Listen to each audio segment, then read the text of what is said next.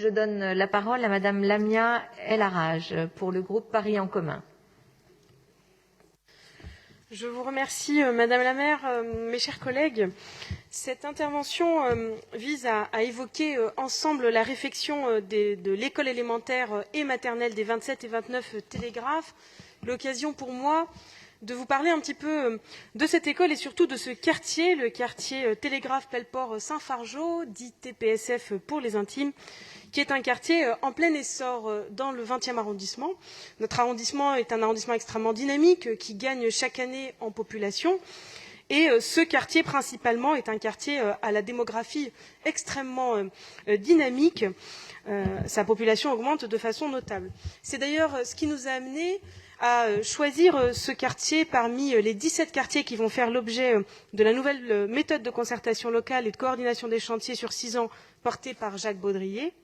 J'en profite pour saluer ce dernier et lui rappeler au passage qu'on espère toutes et tous que le 20e et ses quartiers populaires sera le prochain arrondissement à pouvoir bénéficier de cette méthode de concertation et de planification des travaux pour permettre à ce quartier de coordonner, si je puis dire, de faire converger sa dynamique populationnelle avec son esthétique et son aménagement qui aujourd'hui, le moins qu'on puisse dire, c'est que ça peut être amélioré. Comme je disais, donc, notre arrondissement est extrêmement dynamique, il est en plein essor et on le voit sur les effectifs de cette école en particulier, celle concernée par cette délibération, puisqu'on passe de 15 classes en 2018 à près de 19 classes en 2021. Et il est vrai, pour avoir visité cette école récemment, que le moins qu'on puisse dire, c'est que les locaux méritent un coup de neuf. C'est ce qui va être fait dans le cadre du plan climat-air-énergie. Et j'en profite au passage pour aussi noter que les travaux vont permettre d'améliorer le fonctionnement de l'école, améliorer les conditions de travail du personnel, que je profite pour saluer pour son dévouement au quotidien auprès des enfants, notamment du côté de la maternelle, où les choses ne sont pas tout à fait évidentes dans ce quartier extrêmement populaire en cette période de crise sanitaire. Et ça va permettre bien évidemment d'améliorer les conditions d'accueil des enfants.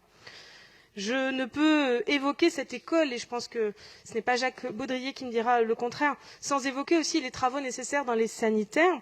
Il me semble qu'ils sont bien prévus en cette année 2021, notamment du côté de l'école maternelle, puisque c'est vrai qu'on a aujourd'hui un nombre de sanitaires clairement insuffisant, notamment, je pense, aux petites sections, où clairement on a une problématique du côté du premier étage.